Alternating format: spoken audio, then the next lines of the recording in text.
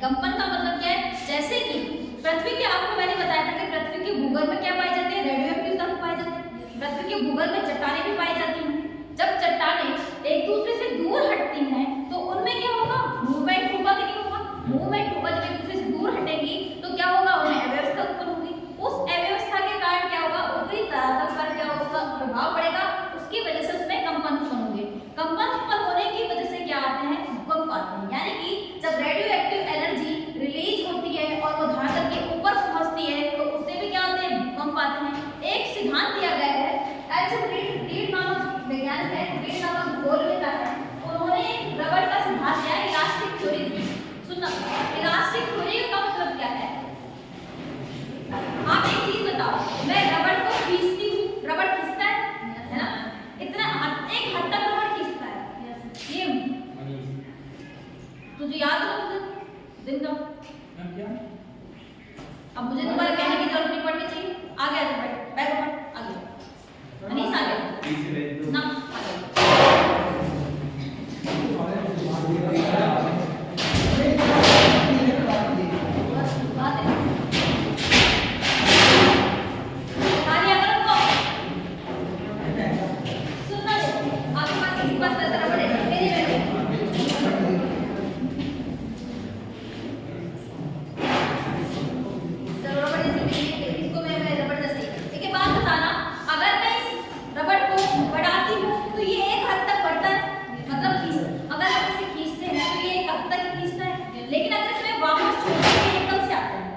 एकदम से वापस आएगा तो एकदम से वो धरातल में कंपन उत्पन्न करेगा।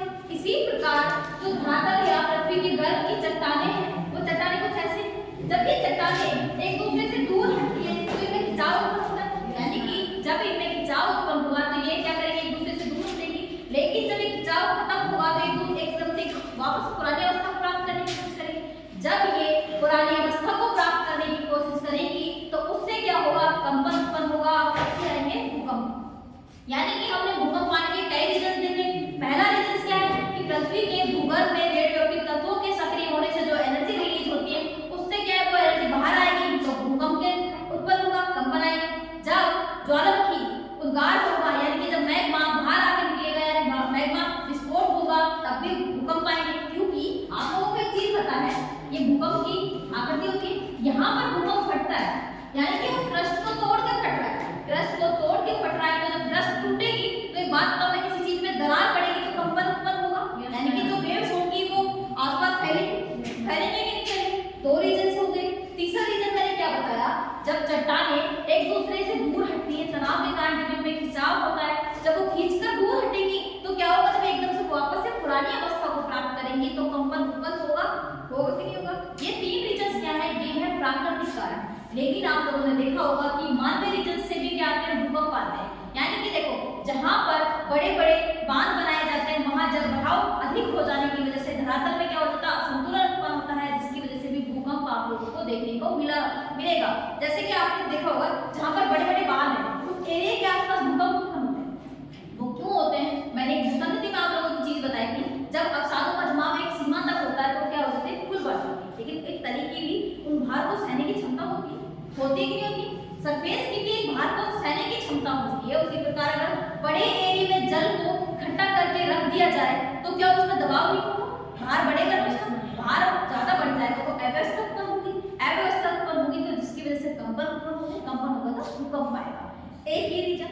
एक आप लोगों ने सुना होगा खदानों में विस्फोट करते हैं ना, पहाड़ों में खनिजों को निकालने के लिए क्या करते हैं लोग, विस्फोट करते हैं। अब वो एकदम से तेज आवाज के साथ पहाड़ों से लुढ़क के आएंगे, पत्थर वगैरह जो टूटते हैं। तो बात बताओ, अगर मैं किसी चीज को पटकती हूँ तो उससे इस भाग में कंपन होगा कि नहीं होगी, अगर मैं वैसे करती तो भी यहाँ तक इसकी वेव्स जाती नहीं जाती।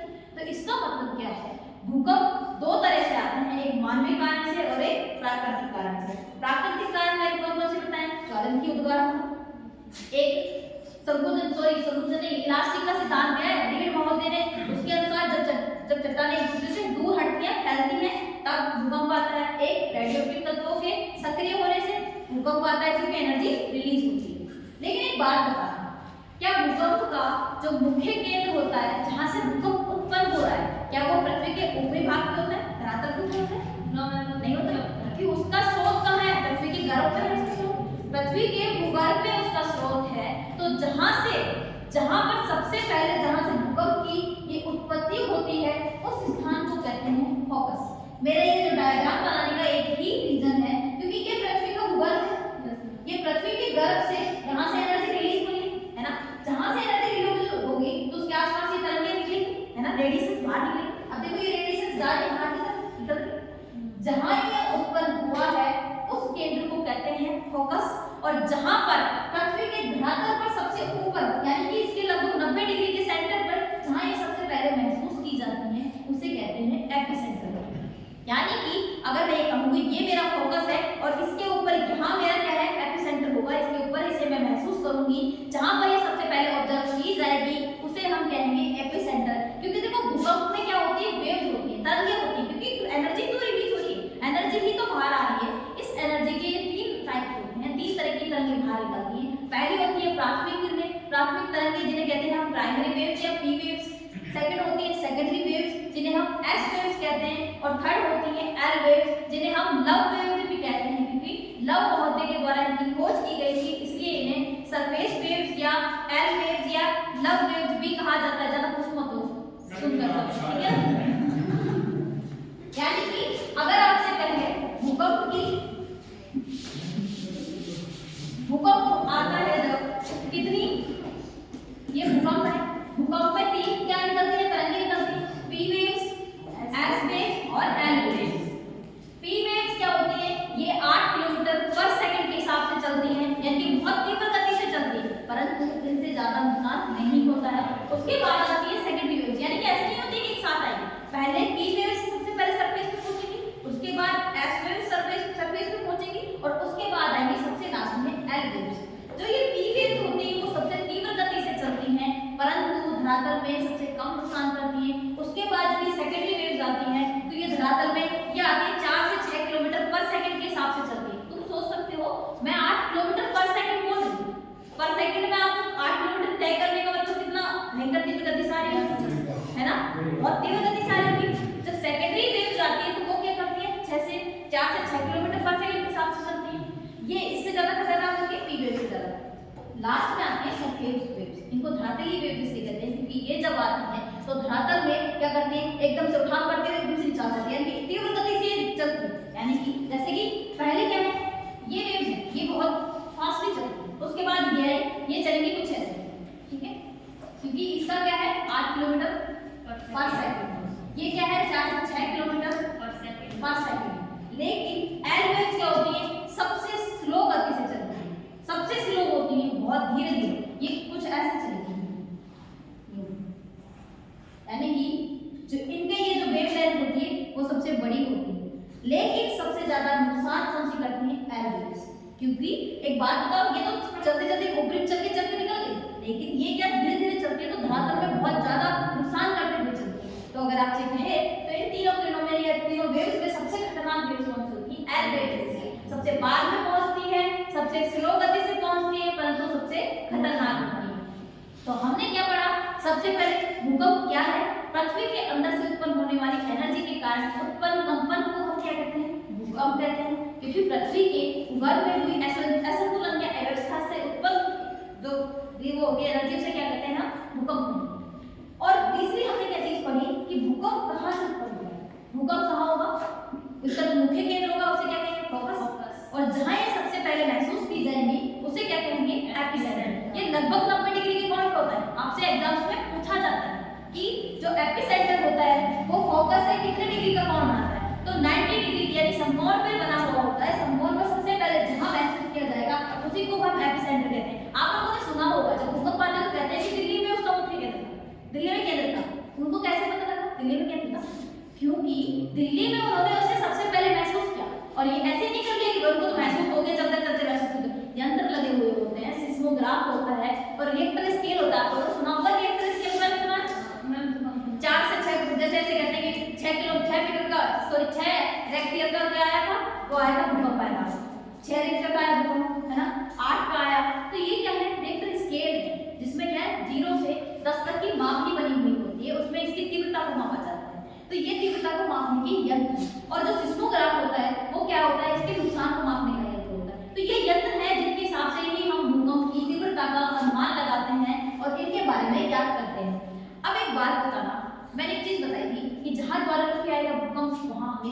कल की क्लास में हमने बताया था कि जहाँ ज्वालामुखी आएंगे वहाँ भूकंप हमेशा आएंगे। और ज्वालामुखी कहाँ पे बनते हैं? ज्यादातर प्लेटों के किनारों पे बनते हैं। किनारों पे हमने 3 तरह के प्लेट किनारे पढ़े थे, बड़े थे नहीं पढ़े थे? एक था अभिसारी प्लेट किनारा, एक अपसारी प्लेट किनारा और एक संरक्षी प्लेट किनारा। अपसारी प्लेट किनारे में क्या होगी? प्लेटें एक दूसरे से दूर हटेंगी। और जब अभिसारी प्लेट किनारे कैसे होंगे? एक दूसरे के पास में आएंगी। और जब संरक्षी किनारे होंगे तो वे एक दूसरे से कैसे होंगी? दूर हटेंगी इस तरह से। यानी कि ना तो हमारी तरह का नाश होगा, ना हमारी तरह का निर्माण होगा, और ना ही उसमें कोई भूकंप के सोर्स होंगे। लेकिन एक बात बताओ, अगर दो चीजों को मैं पास आ रही तो एक दूसरे से टकराएंगी, और जो चीज भारी होगी वो नीचे चली जाएगी। इसमें नीचे जाएगी तो मैंने एक चीज समझाई थी कि भूगोल में क्या होगा? भूगोल हमेशा गर्म आपको पता है, भूगोल का टेम्परेचर बहुत ज्यादा है। अगर इस तरह का कोई भाग टूट के नीचे गर्म में गया है तो वो गर्म होगा। गर्म होगा तो मैग्मा का रूप धारण करेगा। मैग्मा का रूप धारण करेगा तो उसमें से रेडियोएक्टिव तत्व बाहर निकलेंगे। अब वो एनर्जी क्या करेगी? टूट कर ऊपर बाहर निकलेगी, उससे क्या आएंगे? ज्वालामुखी आएंगे। अब जब ज्वालामुखी फटेगा तो उससे क्या उत्पन्न होगा? भूकंप उत्पन्न होगा। इसी प्रकार जब एक दूसरे से दूर हटेगी तो क्या बीच में खाई बनेगी? खाई बनेगी तो कंपन उत्पन्न होगा, एक दूसरे से तनाव और भ्रंश की क्रिया होगी, भ्रंशन बनेंगे यानी रिफ्ट घाटी का निर्माण होगा। तो ये रीजंस क्या है भूकंप आने के? अब लिखना है डालो भूकंप। हमेशा तीनों में, और जहां पर इनकी मात्रा ज्यादा होगी वहां भूकंप का नुकसान सबसे ज्यादा होगा। ठीक है, ये हमेशा है। ये मतलब कि इन तीनों को मिलाकर भूकंप आता है, ये मान लो। देखो इसमें सबसे पहले लिखना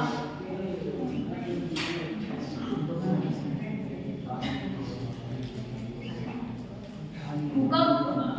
भूकंप देखो, भूकंप भूपटल की कंपन अथवा, बातें ना करोगे, भूकंप भूपटल की कंपन अथवा लहर है। कंपन अथवा लहर है जो धरातल के नीचे, जो धरातल के नीचे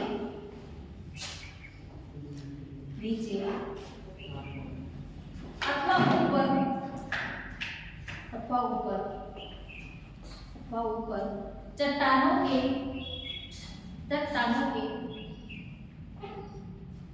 लचीलेपन या गुरुत्वाकर्षण की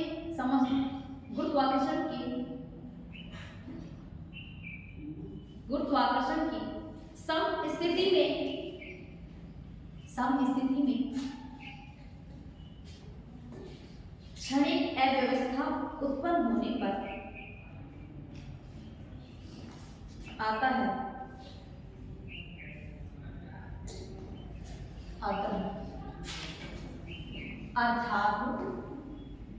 अर्थात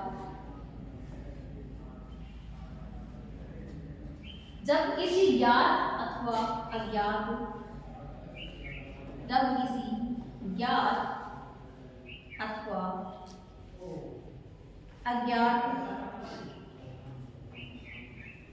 बाह्य अथवा अंतर्जात कारणों के कारण,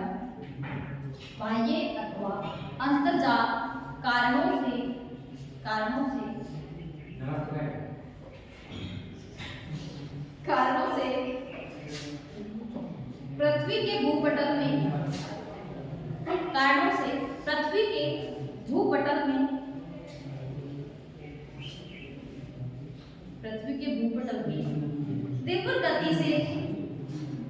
तीव्र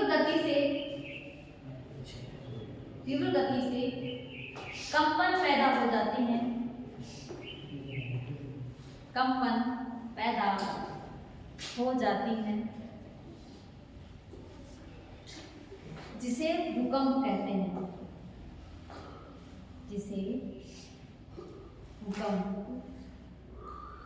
कहते हैं। इसमें एक शब्द आया होगा, आपको देखा होगा, समस्थिति है ना। समस्थिति का मतलब क्या होता है? संतुलन, है ना। आइसोस्टेसिस यानी कि हमारे आज वर्तमान में जो चीजें दिखाई दे रही है वो सारे किस सिद्धांत के आधार पर संतुलित है? वो है समस्थिति या आइसोस्टेसिस की। यानी कि पृथ्वी तल पर हमें पर्वत, पठार, मैदान, घाटी, खाइयां, जो सारी चीजें दिखाई देती है वो आज जिस सिद्धांत के आधार पर संतुलित है उसे हम कहते हैं आइसोस्टेसिस या समस्थिति। जब समस्थिति में कुछ देर के लिए अव्यवस्था उत्पन्न हो जाती है तो उससे क्या क्या उत्पन्न होते हैं, भूकंप आते हैं। इसमें यही सब दिख पाया जिसमें आपको दिखाई दे रहा है गुरुत्वाकर्षण और क्षणिक शक्ति क्षणिक परिवर्तन आते हैं, तो उसे क्या कहते हैं, भूकंप की स्थिति। लेकिन हमने नॉर्मल रूप में देखा तो क्या था, किसी ज्ञात या अज्ञात कारण के कारण, यानी कि अंतर्जात कारण हो सकता है, बहिर्जात में कारण हो सकता है। बहिर्जात कारण क्या हो सकता है, बहिर्जात में आप कह सकते हो जब कहीं पर जैसे कि भूस्खलन होता है, वो बहिर्जात के कारण भूस्खलन होगा तो तीव्र गति से पहाड़ों को क्या होगा, पहाड़ टूट के गिरेंगे एकदम से, जहां पर एकदम से बड़ी बड़ी चट्टानें टूट के गिरेंगी तो वहां ऑब्वियसली कंपन उत्पन्न होगा, होगा नहीं होगा। और अंतर्जात बल क्या है, भूकंप, ज्वालामुखी फटने से क्या हो गए, भूकंप आएंगे ऑब्वियसली, तो इसकी वजह से क्या आते हैं, भूकंप आते हैं। अब हेडिंग डालना, भूकंप के कारण, भूकंप के कारण, भूकंप के कारण।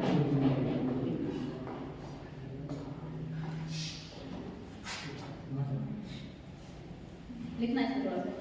भूकंप का मूल कारण, अगर आपको तो मनीष नहीं पाया ना, मतलब कोई यहाँ बैठा है यहाँ पे, एक मिनट प्लीज। भूकंप का मूल कारण पृथ्वी की संतुलन अवस्था में, पृथ्वी की संतुलन अवस्था में अव्यवस्था का होना है।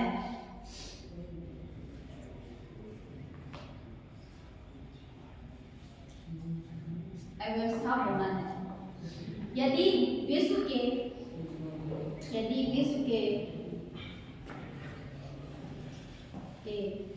भूकंप क्षेत्रों का अवलोकन किया जाए तो, क्षेत्रों का अवलोकन किया जाए तो स्पष्ट होता है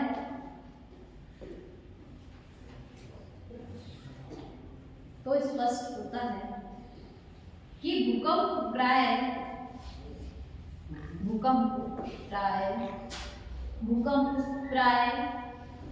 कमजोर एवं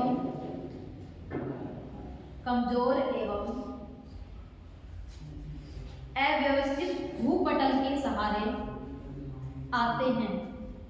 अव्यवस्थित भूपटल के सहारे आते हैं।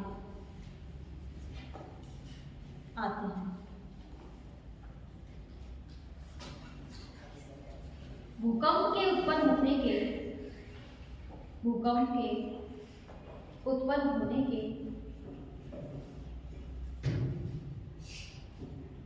प्राकृतिक तथा मानवीय दोनों कारण हो सकते हैं।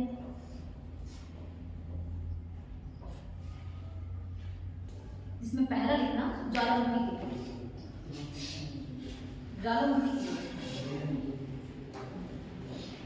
ज्वालामुखी क्रिया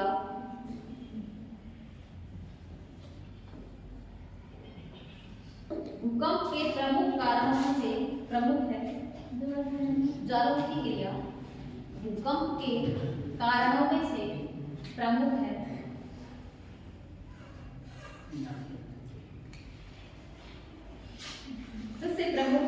तथा ज्वालामुखी क्रिया एवं भूकंप, ज्वालामुखी क्रिया तथा भूकंप एक दूसरे के अभिन्न अंग माने जाते हैं।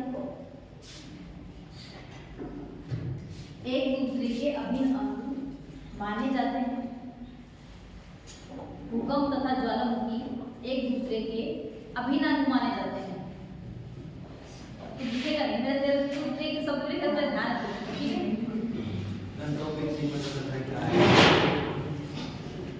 अर्थात ज्वालामुखी उद्गार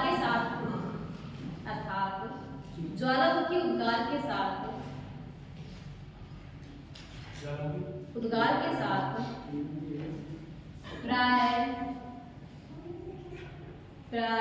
भूचाल अवश्य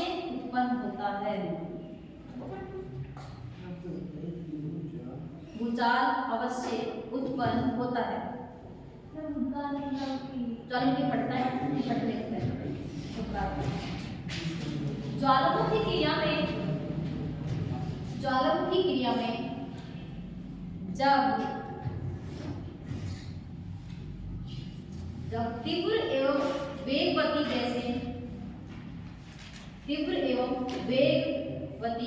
गैस एवं वाष्प तीव्र एवं वेगवती गैस एवं वाष्प धरातल के निचले भाग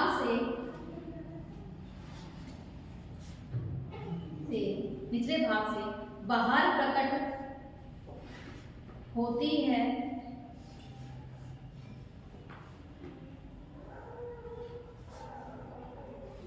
तो बाहर प्रकट होने के लिए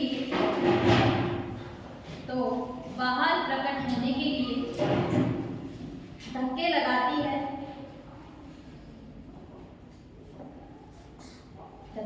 है, तो भूपटल में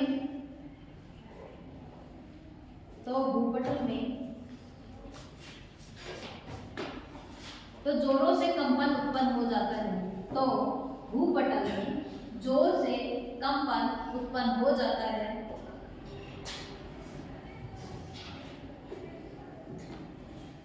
जिसके कारण भूकंप का अनुभव किया जाता है।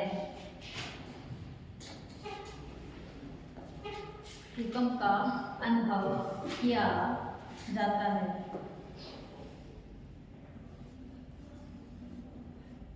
समझ में आया था? मैंने जो समझाया था मैंने वही इसमें लिखा है। कोई ऐसी चीज है जो मुझे समझानी चाहिए दोबारा से? नो मैम, नहीं है ना, क्योंकि वही चीज मैंने बताई। क्योंकि जलवाष्प और जो गैसीय धूल कण होते हैं वो क्या करती है, बाहर निकलने के लिए तीव्र गति से उसमें धक्का लगाती है। अब वो धक्का लगाएंगे तो अनायास से एकदम से कंपन उत्पन्न होगा, और इसलिए हम जानते हैं कि हम किसी चीज में प्रेशर लगाते हैं तो सामने वाली चीज में उसका कंपन होता ही होता है ना। अब अगली हेडिंग डालना भ्रंशन की क्रिया। भ्रंशन की क्रिया, भ्रंश लिख देते हैं। भ्रंशन की क्रिया ये किसका फोन बज रहा है? मैंने तो मेरा फोन लाइट बोर्ड पे कर दिया इस चक्कर में, ताकि तुम्हारी डिस्टर्ब ना हो क्लास, और तुम ऑन रखते हो, क्या दिक्कत है? तो सोचते तुम बच्चों के पास ऐसे इंपॉर्टेंट कॉल आते कम से काय का बिजनेस चल रहा है तुम्हारा? अब तो क्या कहते हैं, तुम्हारा सीजन भी समाप्त हो चुका है। वो कौन सा सीजन था शादी वाला?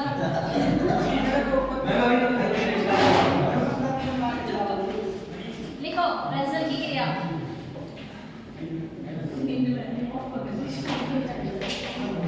लिखो इसमें बातें ना करो, लिख लो। अब तुम्हें बता, तुम्हारी मौज मस्ती करने का मतलब तुम्हें पढ़ाई छोड़ के सब तुमसे बातचीत करो? मैं बिल्कुल नहीं।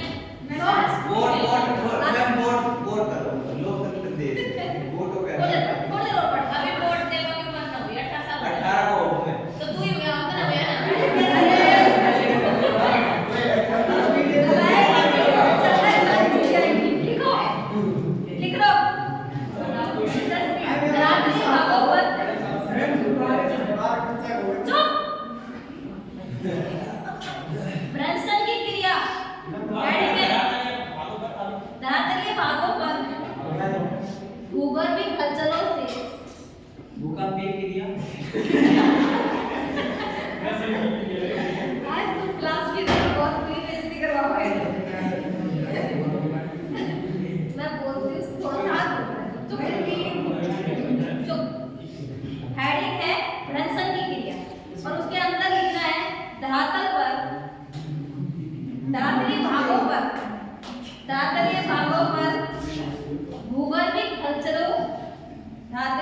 पर भूगर्भिक हलचलों का पर्याप्त असर होता है। पंकज, धरातलीय भागों पर भूगर्भिक हलचलों का पर्याप्त असर होता है। भूगर्भिक हलचलों के कारण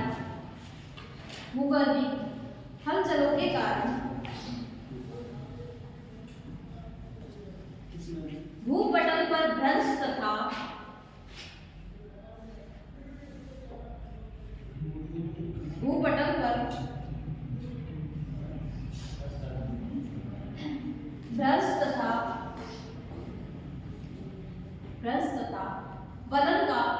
निर्माण होता रहता है, निर्माण होता रहता है, जिसका प्रमुख कारण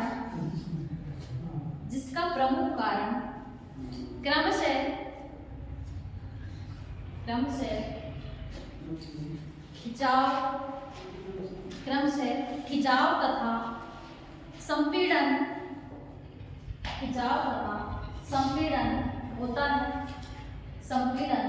होता है।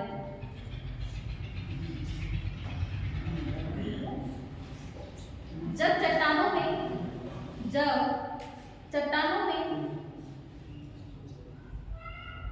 खिंचाव की क्रिया या शक्ति कार्य करती है,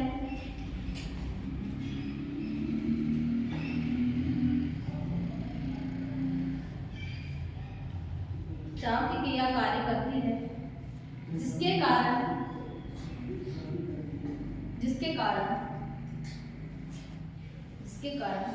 धरातल में दरार उत्पन्न हो जाती है,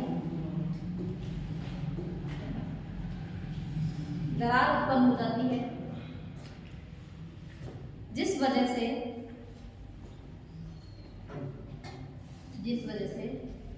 दोनों भाग एक दूसरे से दूर हटते हैं।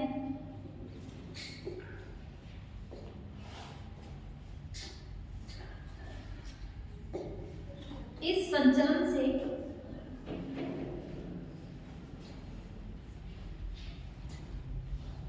संचलन से धरातल पर कंपन उत्पन्न होता है, कंपन उत्पन्न होता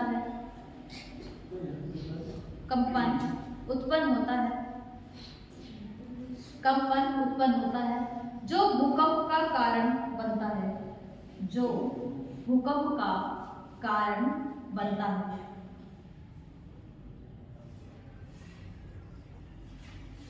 जब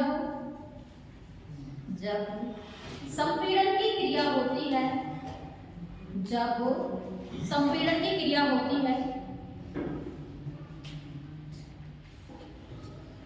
तो धरातल में मोड़ उत्पन्न होते हैं,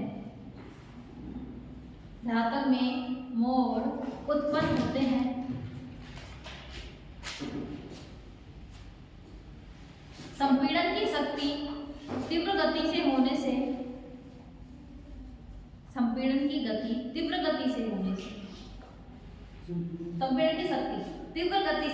से हलचल का कारण बनते हैं,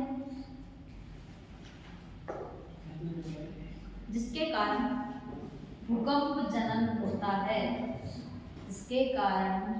भूकंप जनन होता है।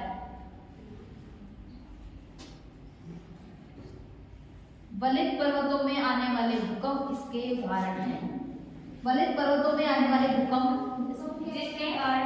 जिसके कारण भूकंप का जनन होता है।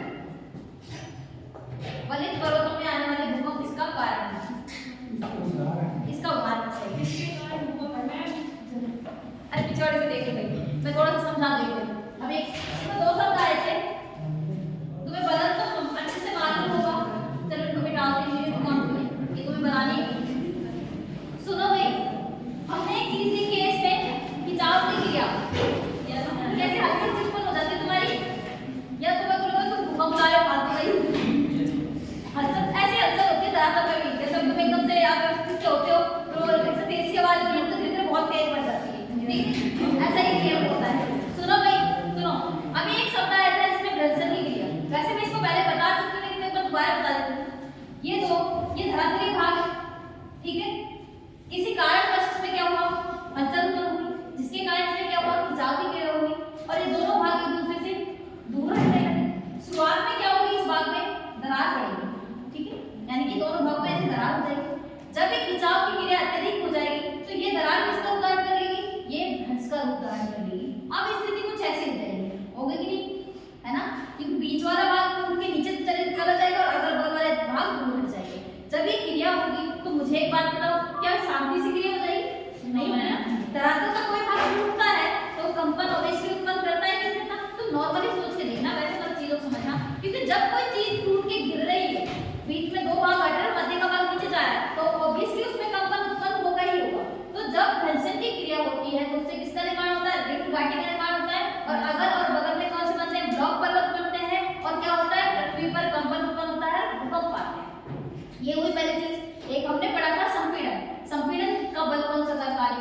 कारण क्या थे, बलन बनते हैं। आप लोगों ने पढ़ा था कल, मैंने उसमें बताया था भूसंगति में, जब संपीड़न के कारण भूसंगति का मलबा बलित होता है तो क्या होता है कि जब बलन पड़ेंगे तो तीव्र गति से बलन पड़ेंगे, जिसके कारण क्या होगा, कंपन उत्पन्न होगा और भूकंप आएंगे। ये दो चीज तुम्हें समझ आ गई। अब एक लिखना प्रत्यास्थ प्रसरण का सिद्धांत। अब नाम बहुत बुरा है, लिखो ना, कोई टाइम नहीं है, लिख ले, मैं लिख रही हूं, कोई बात मैं पढ़ा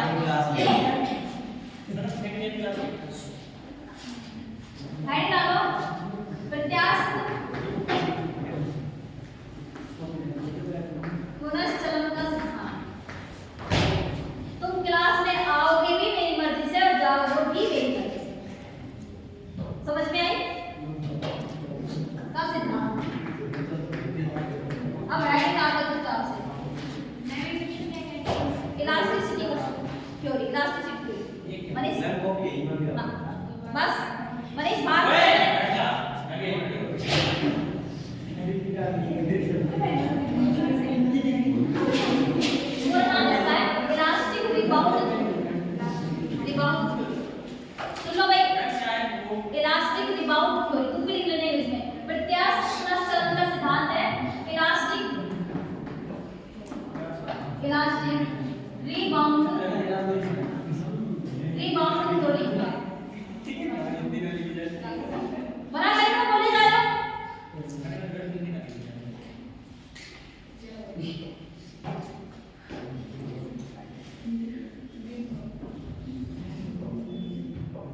लिखो इसमें एच.एम. रीड महोदय ने, एच.एम. रीड नाम है, एच.एम. Read, HM. रीड महोदय ने लिखे कोई बात नहीं, एच.एम. रीड महोदय ने भूपटल पर भ्रंश पर आधारित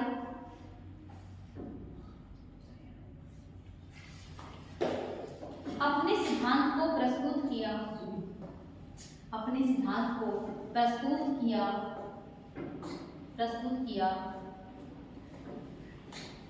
तथा भूकंप के कारणों के संबंध में समझाया।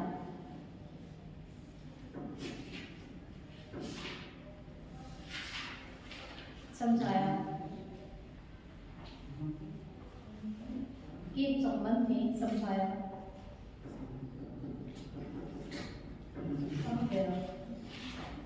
उन्होंने बताया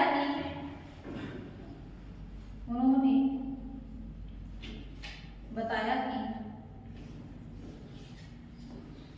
भूगर्भ की चट्टानें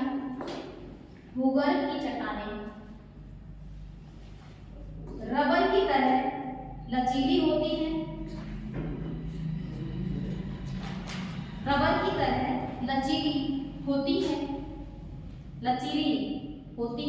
तथा खींचे जाने पर बढ़ती हैं,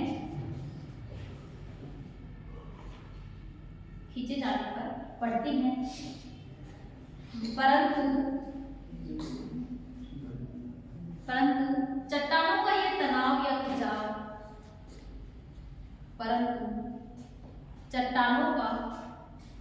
यह तनाव या खिंचाव, शीघ्र नहीं होता,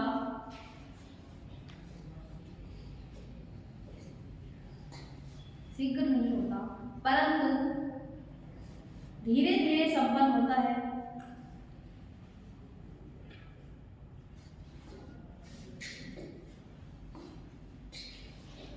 जब चट्टानों में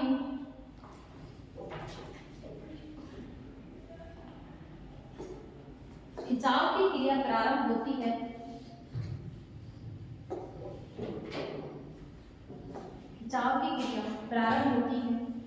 तो उनमें तनाव उत्पन्न हो जाता है,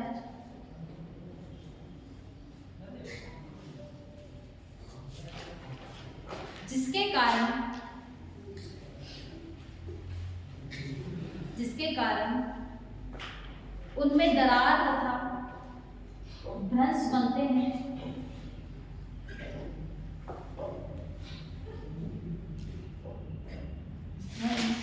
बनते हैं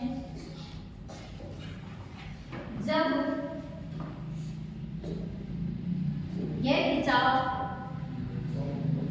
खिंचाव या तनाव समाप्त होता है, तो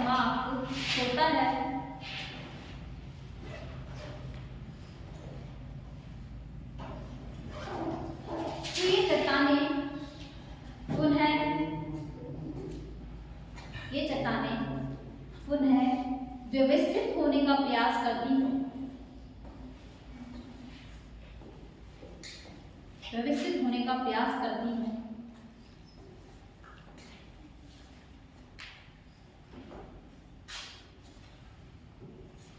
तो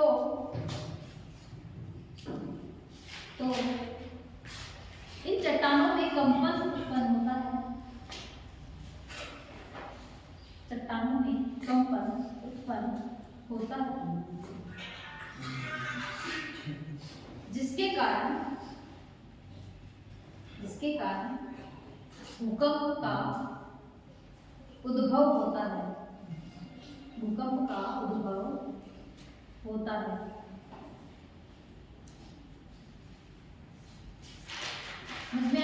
यानी इलास्टिक रिबाउंड थ्योरी क्या है? जैसे कि अगर आप रबड़ को खींचे तो रबड़ को क्या चक्कर यार, तुम्हारी हलचल से क्यों होती है? जैसे जैसे तुम अंदर से बाहर निकल रहे हो